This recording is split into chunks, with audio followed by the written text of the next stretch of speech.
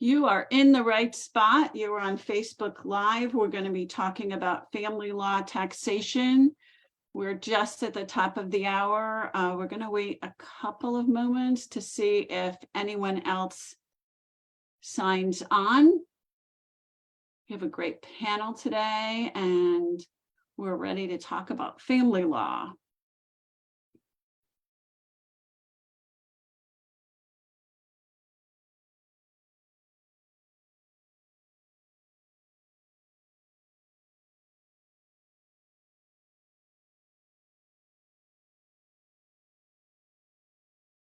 And anybody who's already joined us, if you have any questions at any time, you can type them in to our chat and we will get to you.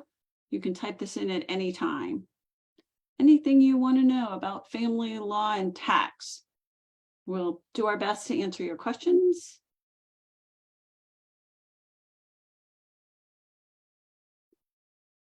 So here we are on Facebook Live. Welcome to the Low Income Taxpayer Clinic's Facebook Live, brought to you by Legal Aid of Arkansas. My name is Jennifer Gardiner, and I'm the director of the Tax Clinic at Legal Aid. We represent low-income taxpayers in their controversies with the IRS. We also educate taxpayers in their tax rights and responsibility. Today, I have two guests with me to discuss family law and tax issues. Stephanie Flanary, like me, is the director of an LITC, but she's in Kentucky. Katharine Manuel is a staff attorney here at Legal Aid of Arkansas in our domestic justice group. Welcome to our Facebook Live today. So today we have a late-breaking newsflash. The Arkansas legislature has approved the reduction of the top income tax rate for individuals from 4.7% to 4.4%. That's the top rate, and it applies to any income on the tax return over $24,300. It was passed by the legislature last week, and the governor is sure to sign the bill into law since she was the one who was promoting it. The legislature has also extended the $150 one-time tax credit for taxpayers with income under $89,000 on their return into 2023. It's my understanding that it's only into 2023, although, of course, there are proponents who are asking that it be permanent part of our tax law. So what is family law? We are talking about family law today because so many aspects of the family structure and relationship impacts a family's tax situation. For example, you are probably thinking about divorce and child custody in this realm. They both relate to tax, as I bet you have guessed. Both Katharine and Stephanie have practiced in this field and will talk about non-tax issues that, like family law, that relate to tax. So starting with the filing status on a tax return, Stephanie is going to take it from here. Hello, everyone.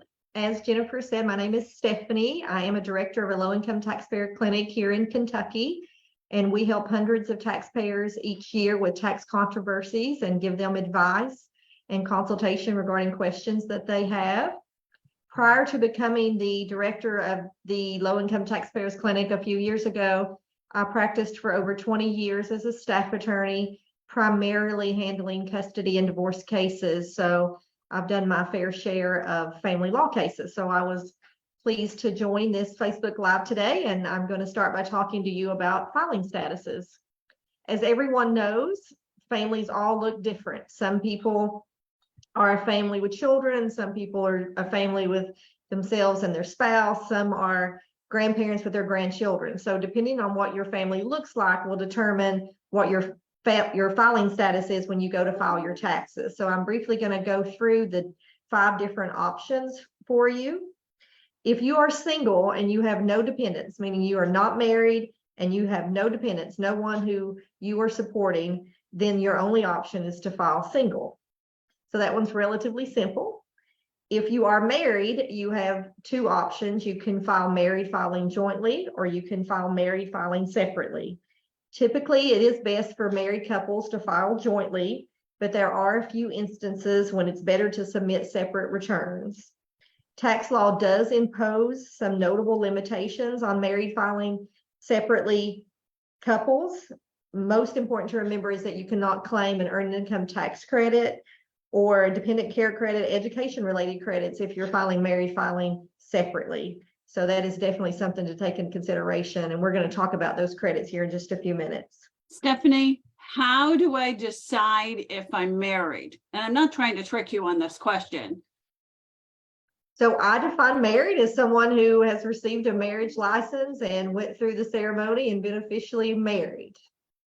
Would you share something differently, Jennifer? Do you have common law marriage in Kentucky? We do not. Yeah, we do not have common law marriage in Arkansas. That means you've got to get a marriage license.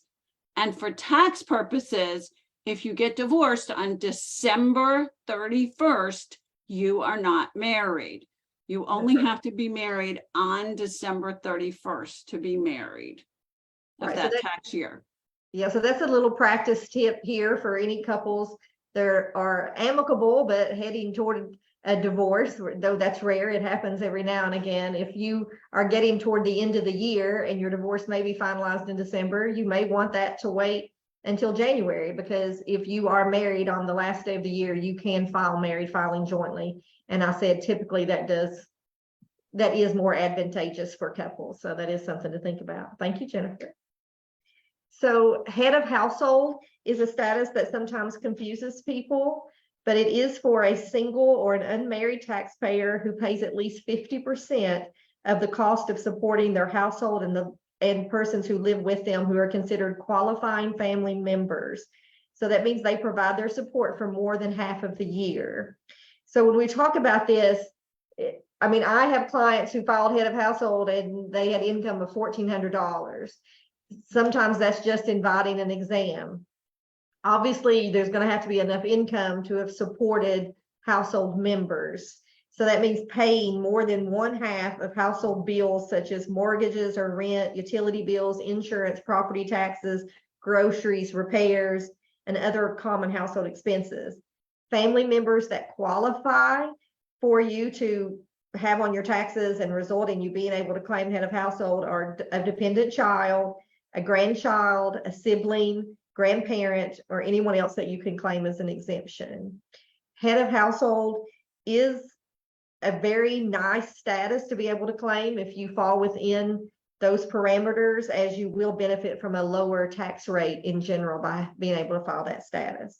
But can you be married and file as head of household? I don't think so, but Jennifer, I'm going to leave that up to you. I think you know a lot more than me. Well, if you're separated for more than the last half of the year, Okay. then you are relieved of the responsibility of saying you were married. So if you haven't gotten around to being divorced at the end of the year and you want to choose not to file as married, then you can do that. Actually, I want to tell you that in my years at VITA, we struggled with having more than one household under the same roof. And I know with economic times the way they are, that lots of times there are more than one household under the same roof. For example, the grandparents could be one household and the parents with the children another household. And that's a tiny bit hard to prove, but under the Section 152 regulations, it is possible to have more than one household under the same roof. However, whenever that happens, I say, big question here, guys. You know, you may be setting yourself up for an exam, just like you said. Okay. The last status that we're going to chat about briefly is the qualifying widower or widow with a dependent child. It's important to know for this status, if your spouse passes away, the surviving spouse typically can use the joint filing status, and they can do this for 2 years following the death of their spouse. And it's advantageous because you can file a married filing joint return even though your spouse has passed away. But again, you do have to have a dependent child in order to claim that status. The bracket income range for a surviving spouse is the same as that for married filing jointly. So that's why it's advantageous to do that. Is there anything, Katharine or Jennifer, you would add about filing statuses? Well, I would add that this is something that needs to be considered at the time you file your tax return very carefully. And if you do, you file your own tax return, it's going to be because it's going to be a process of answering questions from the tax software. It's not like you come to that legal conclusion yourself. If you answer the questions thoughtfully and truthfully, the tax software should lead you to the right answer. That goes to the same with a tax preparer, that the tax preparer should lead you through to their conclusion that this is the proper tax status.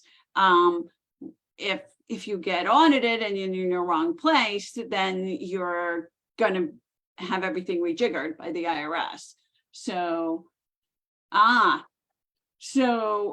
Joan has a question.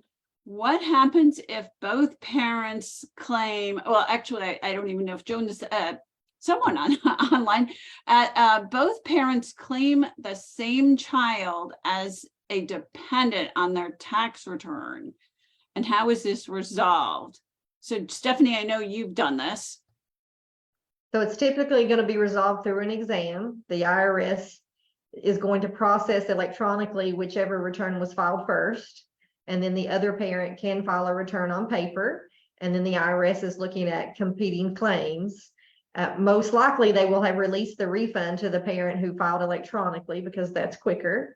And then they'll do an exam with the one who filed on paper, and then hopefully take a look at the one who filed electronically as well, particularly if they determine that the parent who filed on paper was the parent who met the eligibility requirements to claim the credits for the child. So there will be an exam, which just means the IRS will send out letters and saying that we have questions about whether or not you were eligible to claim these credits, to claim this child as a dependent, and you will submit proof to the IRS showing what expenses you had, where the child resided.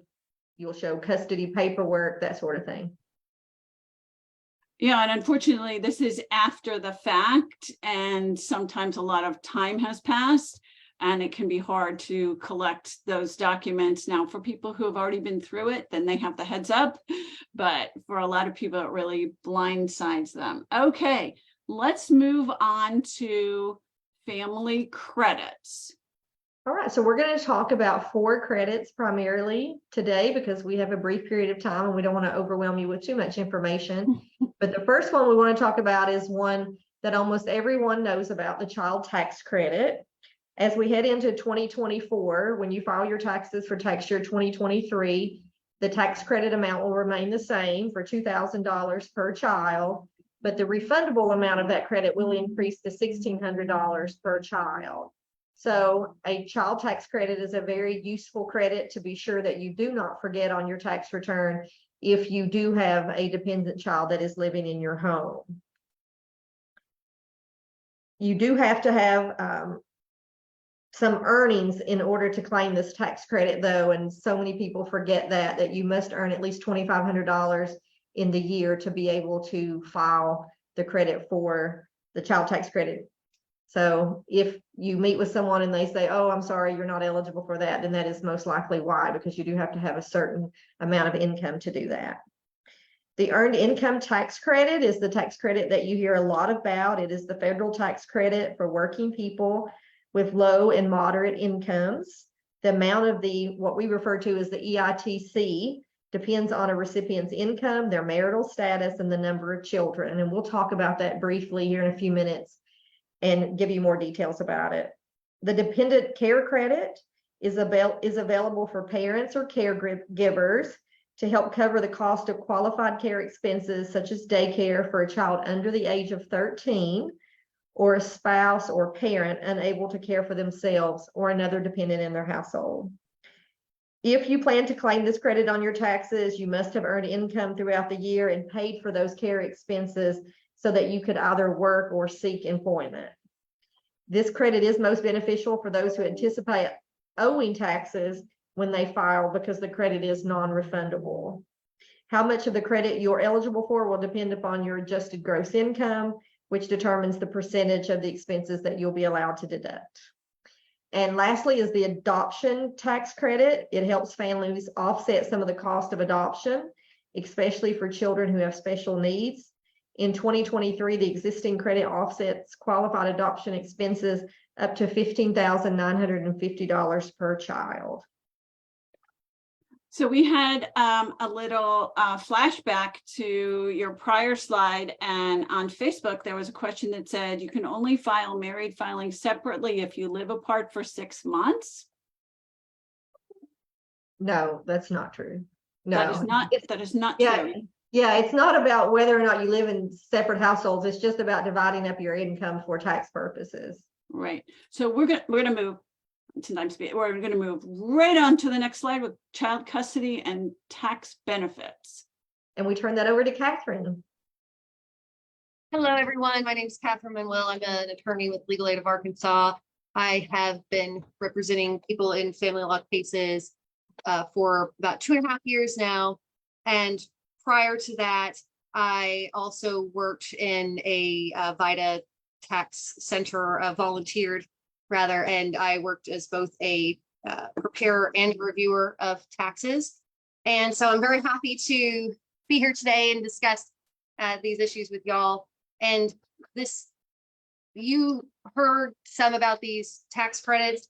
One thing I will say in relation to the filing statuses and how that affects these, generally speaking, to go back to the question about would both people file, what I tell my clients is that the general rule is number of nights that the child spends in your household. So planning ahead and making sure you're keeping track of where that child is spending their nights through the year is very useful. There are many tools now that are available for free, and I don't know if you get advertised to or whatnot, but there are some co-parenting applications that can help you easily track these things, or just keeping track on a calendar if you're more analog.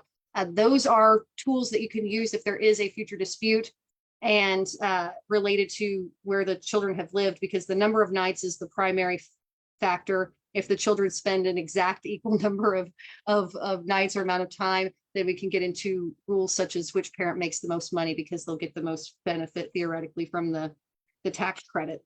So this child tax credit, all of these credits are generally dependent on whether you could claim that person as a dependent, which, like I said, has to do with the number of nights that they spend in your home, generally speaking. The earned income tax credit in particular could be worth up to, it could be worth $7,000 or more for qualifying households with 3 children or more. So when you're considering where children are going to live in divorce, it's about their best interests, but it's also about who is in the future going to glean these tax benefits, and that can be part of your calculations as well, related to child support if you're coming to agreements and things of that nature.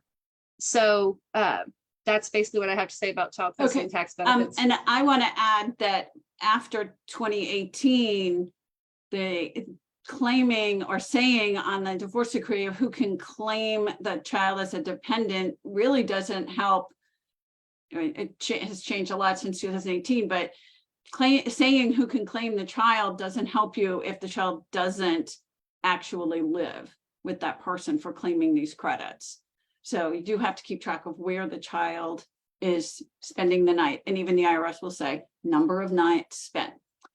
Right. And you can have agreements, and there is a specific IRS document that you can sign either year over year or on or stating that it is to continue until you rescind your agreement to this, that specifically state that the other spouse is allowed to claim the child.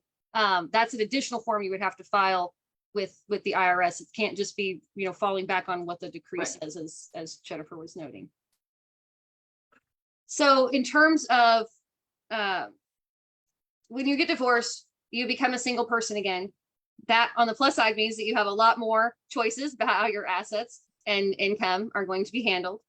Prior to that, however, you need to consider that any of the property that you've acquired during the marriage is marital, and that you're going to need to get orders from a judge about the property that either married person took in, and the debts that you've taken on during the marriage, regardless of whose name is on that property or who is named as the obligor. So division of property, like I stated briefly, in Arkansas, marital property is anything that either spouse became an owner of during the marriage. And that it doesn't matter whose name is on the deed or title. That's probably the number one misconception I get from clients, is that they don't believe they have property to divide because their vehicle is in their name and the other person's vehicle is in their name. But when those vehicles were purchased during the marriage, you're still going to want to have those be considered and that named in the order. The exceptions to the general rule that all property is marital property include property that's given to one spouse as a gift or part of an inheritance, or property that is purchased completely with one spouse's non-marital funds, such as a gift or inheritance. Beyond that, that's all marital property that is presumed to be divided equally. In Arkansas, if it's property, if you want the court to divide that unequally, then you're going to need to have very specific reasons for that. And those are things that you'll want to get the assistance of an attorney for, but it generally has to do with who contributed more to acquiring the asset and things of that nature.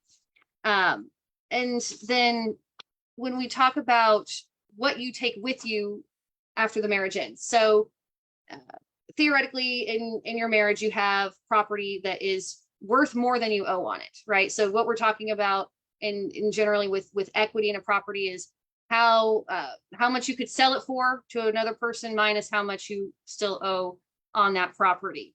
Now, moving forward from divorce, if you're taking cash with you, there's no tax assessed on that cash. So that is something if you do have non-cash assets, that you could keep in mind. And in fact, if you are looking at this time frame of towards the end of the year, then you could think about how you may want to deal with some assets and deal with the tax consequences jointly, and then divide things from there if that's something that's possible between you and your spouse. If you do take property, non-cash assets with you, then there's going to be some tax consequences to you, and that's going to happen when you sell that property. So a couple of things to consider here. Stock would be one of the biggest ones.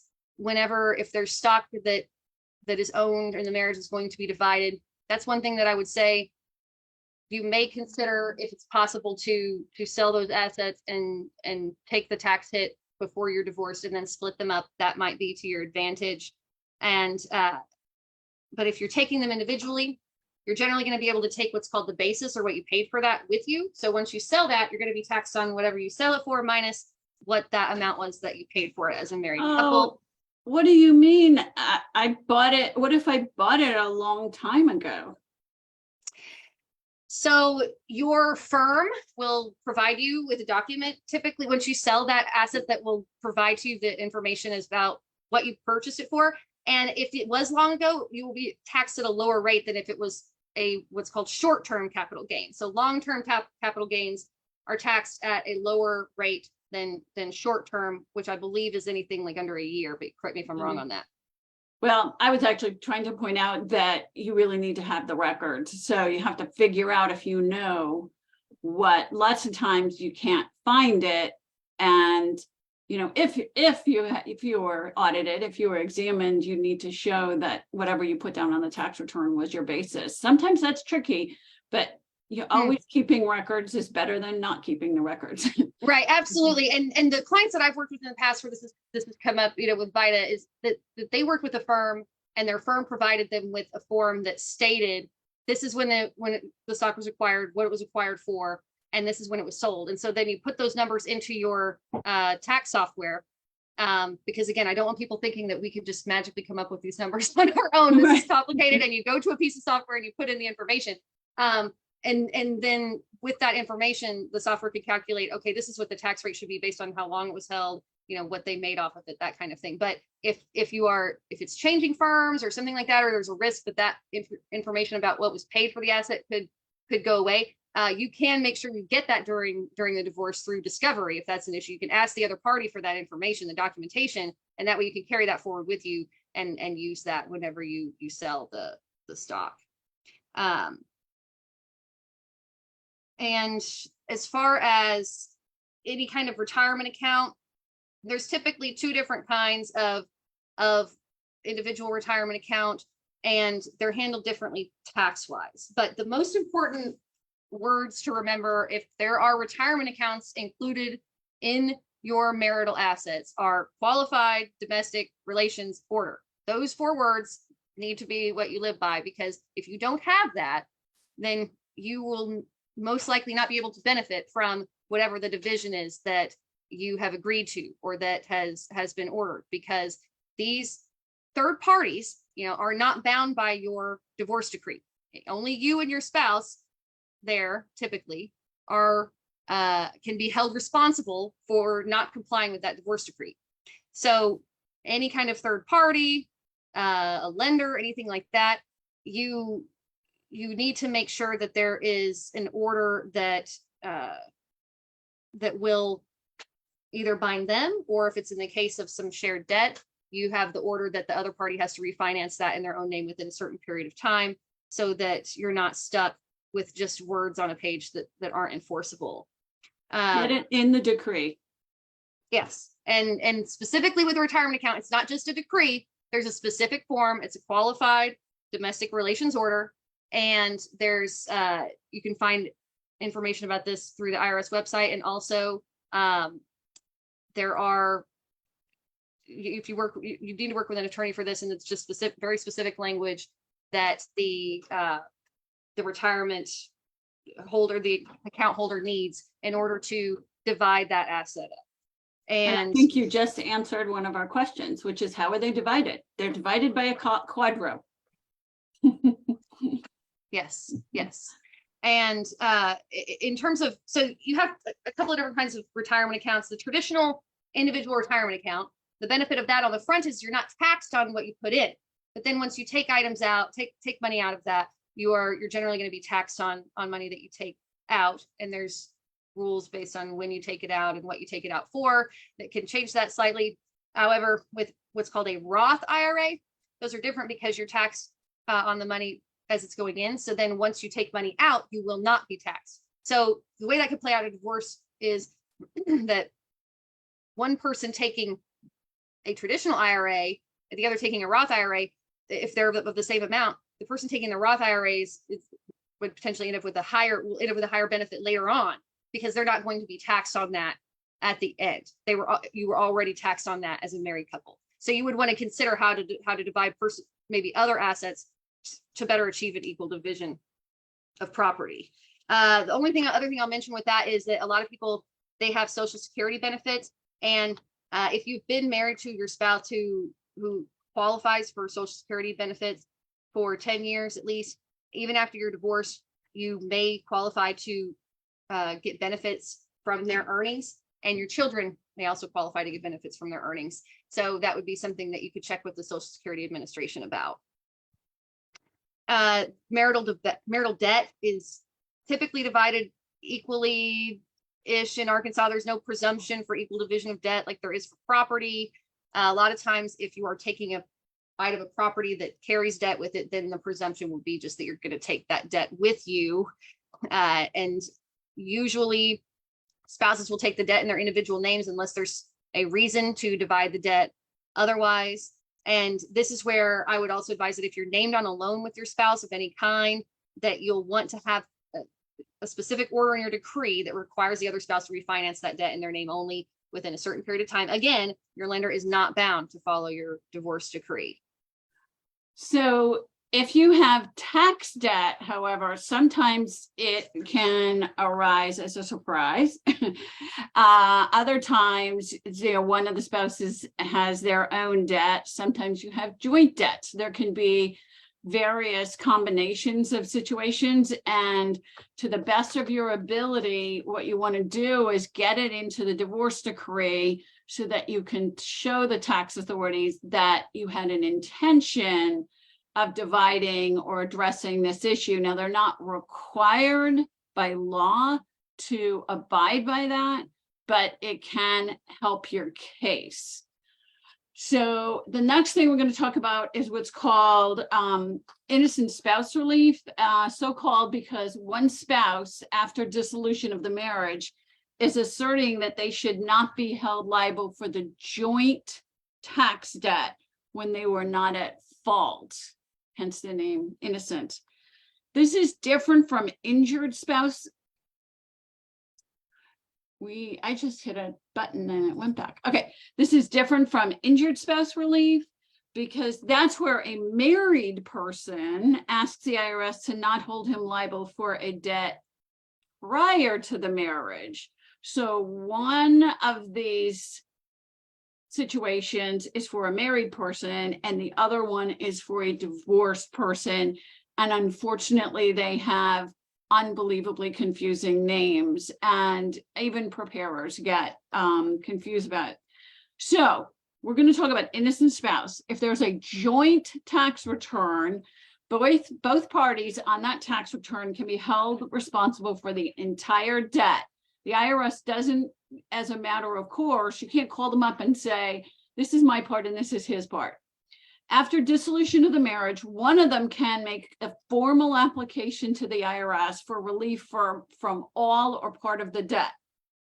This process is extremely detailed and it depends a lot on the particular circumstances. So as we have said here, you want to consider not filing a joint return. If you're not sure, they have the option to file married filings separately. Especially if you don't know all of the information that's going on the return. If anything seems a little not right, you can always opt for married filing separately. The most common scenario for innocent spouse relief is where one spouse leaves income off of the return, then the two separate, and the other finds out later that there was missing income. A great deal of the IRS investigation is based on what each party knew about the income situation at the time that the tax return was filed. But aside from that, in some domestic abuse situations, you can get relief of liability, even if you had knowledge of an omission. So each one of these cases are very different, lots of different facts. It's so complicated that there was even software where if you put in your inputs, it will give you a prediction of whether you will succeed on an innocent spouse claim. And it takes a long time to get from beginning to the end of an innocent spouse claim.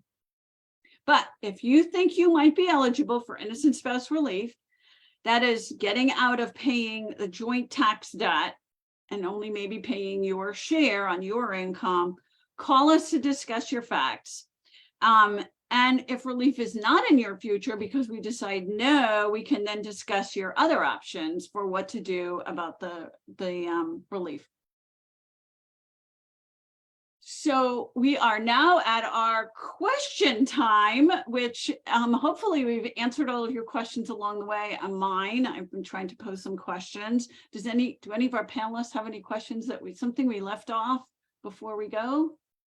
At any time, if you are watching, anybody out there in Facebook land, if you are watching this broadcast at any time, after it's not live anymore, but it's a recording, you can still type in a question to us and it will come to us and we will answer it.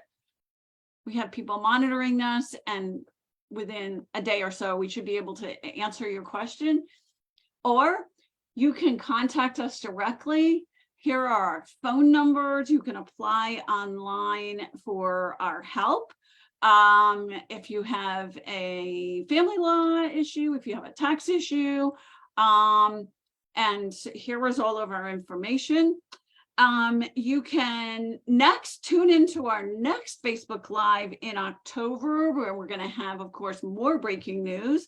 And we want to announce that we will be in person in West Memphis with the IRS Taxpayer Advocate Service on October 10th and 11th.